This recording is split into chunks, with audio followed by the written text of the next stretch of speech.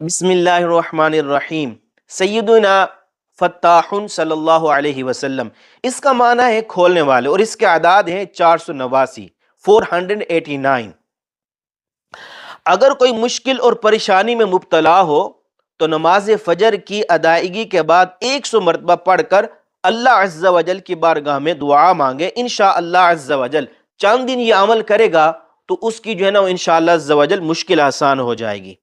اگر کسی کو ناحق جو ہے وہ قید کر لیا ہو، جیل میں ڈال دیا گیا ہو، اور اسے کوئی رہائی کی امید نہ نظر آتی ہو، تو اسے چاہیے کہ وہ روزانہ نماز عصر کے بعد نہایت ہی توجہ اور یکسوئی کے ساتھ 100 مرتبہ یہ اسم مبارک پڑھے۔